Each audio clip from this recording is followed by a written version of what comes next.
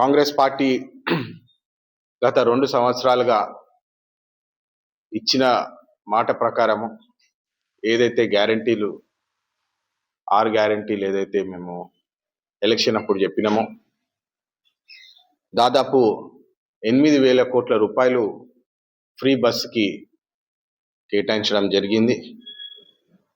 మళ్ళా 500 రూపాయల గ్యాస్ సిలిండర్కి దాదాపు 700 కోట్లు కేటాయించడం జరిగింది.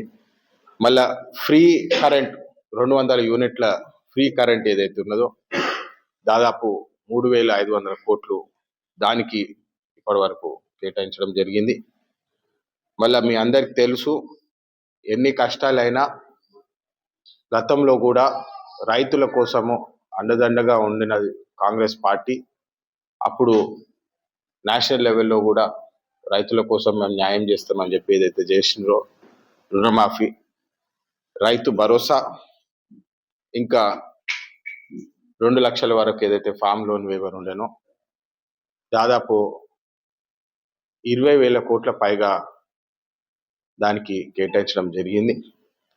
మళ్ళీ మీరు చూస్తున్నారు, ఇందిరమ్మ హౌసింగ్ చాలా పెద్ద ఎత్తున డిమాండ్ ఉండే. గత 10 సంవత్సరాలు మీ అందరికి తెలిసిన విషయమే. ఆర్థికంగా ఎన్ని ఇబ్బందులు ఉన్నా, నేను ఈ నంబర్లు ఎందుకు షేర్ చేస్తున్నా మీతో అంటే, ఆర్థికంగా ఎన్ని ఇబ్బందులు ఉన్నా మా రేవంత్ రెడ్డి గారు, కాంగ్రెస్ పార్టీ, రాహుల్ గాంధీ గారి ఆదేశాల మేరకు ఇచ్చిన మాట మీద మేము కట్టుబడి ఉండాలా.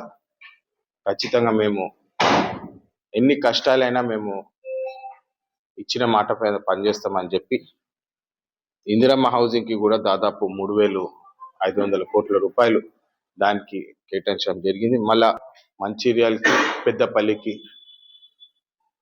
ఇండస్ట్రీస్ తీసుకురావాలని చెప్పి కోరడం జరిగింది. రీసెంట్గా ఒక సెమీకండక్టర్ ఫెసిలిటీ ఏదైతే మన తెలంగాణ ప్రాంతానికి రావాల్సిందో లాస్ట్ మినిట్ దాన్ని ఆంధ్రప్రదేశ్ తీసుకెళ్లడం జరిగింది. ఇది కేవలము రాజకీయంగా చేసిన డెసిషన్, కానీ మీరు స్ట్రెంగ్స్ మెరిట్స్ చూసుకుంటే ఆ ప్రాజెక్ట్ మీద మొత్తం పనిచేసింది మనం, ప్రాజెక్ట్ రెడీ చేసింది. మరి లాస్ట్ మినిట్ ప్రాజెక్ట్ మీరు ఆంధ్రప్రదేశ్కి ఎట్లా తీసుకుపోతారని చెప్పి అప్పుడు అశ్విని వైష్ణవ్ గారు ఉండే హాల్లో పార్లమెంట్లో వారిని కూడా అడగడం జరిగింది. మరి దాని తర్వాత రిక్వెస్ట్ కూడా ఇవ్వడం జరిగింది. సో దాదాపు 500 నుంచి ఒక 1000 కోట్ల వరకు ఒక ప్రాజెక్ట్ ఇమీడియట్గా పెట్టాలని చెప్పి వారికి కూడా రిక్వెస్ట్ చేయడం జరిగింది. ఉపాధి హామీ మీ అందరికి తెలుసు, ఎలక్షన్ టైంలో కూడా మేము చాలా వరకు ఉపాధి హామీ చాలా మంది దాంతో బెనిఫిట్ పొందుతున్నారు. మళ్ళీ దాంట్లో కూడా కేవలం 200 రూపాయలు వస్తున్నది పనిచేస్తే, దాన్ని ఎట్టి పరిస్థితుల్లో 400 రూపాయలకి పెంచాలని చెప్పి ఏదైతే వాళ్ళు డిమాండ్ చేసినారో ఆ 200 రూపాయలు పెంచుడు కాదు, కానీ ఆ స్కీమ్నే ఈరోజు బీజేపీ ప్రభుత్వం క్యాన్సిల్ చేసిందని చెప్పి చాలా బాధాకరంగా మీ ద్వారా ప్రజలకి తెలియాల్సిన అవసరం ఉన్నది. మేము పార్లమెంట్లో కూడా దాని మీద చాలా కొట్లాడినాము, వ్యతిరేకించినాము. ఇన్ఫ్యాక్ట్ కెమెరాలలో కనపడలే కానీ వెళ్ళు మీద కూడా మెంబర్లం అందరం పోయి ధర్నా చేసినాము. కానీ వాళ్ళు కేవలము ఒకటే ఒక అజెండా, గత 10 సంవత్సరాలు ఏదైతే రిక్వెస్ట్ ఉండేనో ఉపాధి హామీ పెంచాలా మీరు అని చెప్పి ఏదైతే రిక్వెస్ట్ ఉండేనో అది కూడా పక్కకు పెట్టి ఇప్పుడు కేవలము 60 రూపాయలు 60 రోజుల కోసమే ఈ స్కీము వర్ధిస్తుంది అని చెప్పి వాళ్ళు ఆ స్కీమ్ని కూడా కట్ చేసేసినారు. మహాత్మా గాంధీ గారి పేరు కూడా దాని నుంచి తొలగించి జీరామ్జీ అని చెప్పి పేరు పెట్టినారు. అంటే ఫాదర్ ఆఫ్ ద నేషన్ పేరు కూడా దాని నుంచి తొలగించేసినారు. నేను మా పార్లమెంట్లో కూడా చెప్పినాను, 2047 వికసిత్ భారత్ ఏదైతే మోడీ గారు ట్యాగ్ లైన్ వేసిండ్రో, ఆయన నిజమైన ఆశ ఏంటంటే మహాత్మా గాంధీ వికసిత్ భారత్ చేద్దామని చెప్పి అనుకుంటున్నాడు. ఎందుకంటే ఎక్కడ అవసరం లేని దగ్గర కూడా పేర్లు మార్చేయడము, మళ్ళీ దానికి ఫ్రెష్ ఇన్వెస్ట్మెంట్ అవుతుంది. పేరు మారుస్తే మీ అందరికి తెలుసు, మళ్ళీ కొత్త బ్రాండింగ్ చేస్తారు, మళ్ళీ కొత్త చేస్తారు. సో ఇవన్నీ కేవలము ఒక దురాచరణతో ముందుకెళ్తుందని చెప్పి ఈ విషయము ప్రజల్లోకి తీసుకెళ్ళడం అవసరం ఉన్నది. యూరియా విషయానికి వస్తే యూరియా గురించి కూడా మేము అనేక రిప్రజెంటేషన్లు చేసినాము.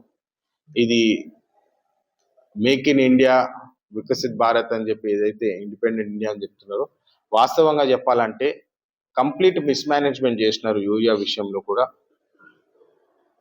ఇండియాకి చైనాకి వెళ్ళి యూక్రెయిన్కి వెళ్ళి దాదాపు 30 నుంచి 40 లక్షల టన్నుల యూరియా రావాల్సి ఉండే. కానీ యూక్రెయిన్ వార్ గురించి మళ్ళీ చైనా తోటి మిస్మేనేజ్మెంట్ గురించి ఆ ఇంపోర్ట్స్ ఏదైతే ఉండేనో వాళ్ళు సరిగా మేనేజ్ చేయలేదు. అది మేనేజ్ చేయలేదని చెప్పి మన ఉన్న రామగుండం RFCL ఏదైతే ఉన్నదో దాని మీద లోడ్ పెరుగుతున్నది. లోడ్ పెరిగినప్పుడు కూడా అక్కడ మేనేజ్మెంట్, లోకల్ మేనేజ్మెంట్ సరిగా ప్లాంట్ నడపకపోవడం వల్ల అవుట్పుట్ ఏదైతే 12 lakh tons రావాలో హార్డ్లీ 8 లక్షలు 9 లక్షలు వస్తుంది. సో దీని మీద కూడా మేము ఎంక్వైరీ చేయాలని చెప్పి డిమాండ్ చేసాం. 1,000 కోట్ల రూపాయలు వారే స్కామ్ చేసినారని చెప్పి అప్పుడు ప్రజల్లో కూడా టాక్ వెళ్ళింది, మీ అందరికి తెలుసు. ఇన్ఫ్యాక్ట్ వారినే అడగాల, స్కామ్ ఎక్కడ జరుగుతుంది, మీరే ఎంత చక్కగా చేసినారు స్కామ్, ఎక్కడైనా జరుగుతుంటే చూపియండి అని చెప్పి వారిని ప్రూఫ్స్తో సహా అడిగితే బాగుంటుంది. ఎందుకంటే మీరు చూస్తున్నారు కంప్లీట్ సిస్టమ్ని టైట్ చేసి ఎక్కడ ఏ ఇల్లీగల్ యాక్టివిటీ జరగకుండా జాగ్రత్తగా ముందుకెళ్తున్నది ప్రభుత్వం. మీ అందరు తెలుసు, మొన్న మంతినీలో కూడా రోడ్ యాక్సిడెంట్లో ఇసుక లారీల ద్వారా రోడ్ యాక్సిడెంట్లో అయితే తక్షణమే మేము అక్కడికి పోయి మరి అక్కడ మంత్రి గారితో కూడా ఇమ్మీడియట్గా డిస్కస్ చేయడం జరిగింది.